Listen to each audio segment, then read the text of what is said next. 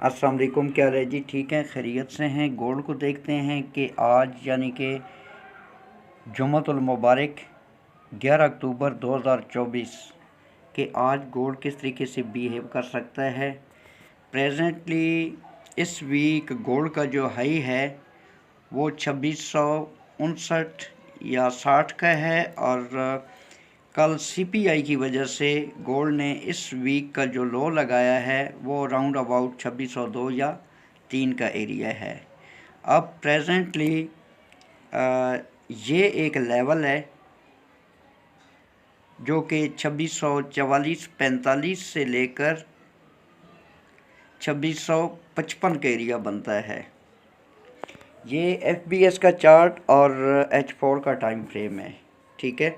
ये एक लेवल है, अगर प्राइस अप साइड को जाती है गोल्ड की तो इस लेवल के अंदर जब तक प्राइस है तो हम गोल्ड को जो है वो सेल में देख सकते हैं। फर्दर अगर प्राइस अप साइड को जाती है तो 55-56 का एरिया है, क्योंकि अब नज़दीक तरीन जो उसकी लिक्विडिटी है वो ये वाली है जो कि राउंड अबाउट 53-54 पे एग्जिस्ट करती है।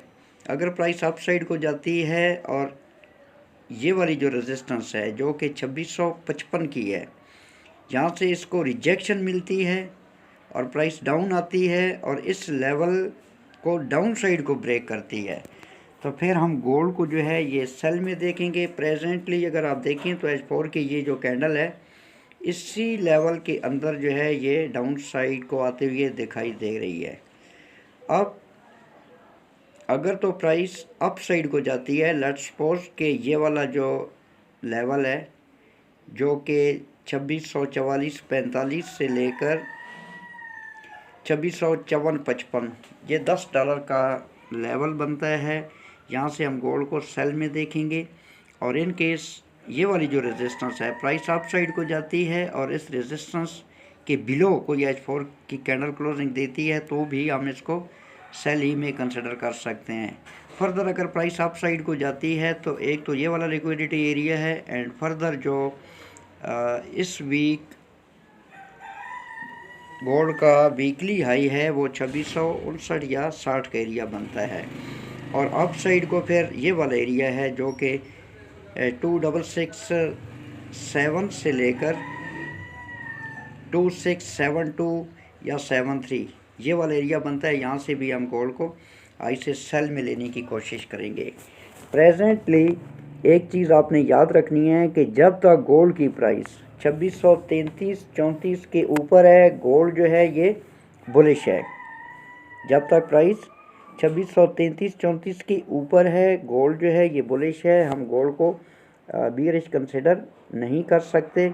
हाँ, अगर 2633-34 प्राइस डाउन साइड को ब्रेक करती है तो फिर सेल अगर हम लेते हैं तो TP1 हमारा 2621-22 और TP2 ये जो इस वीक का लो लगा हुआ है 2602 या 2603 का एरिया हम कंसिडर कर सकते हैं।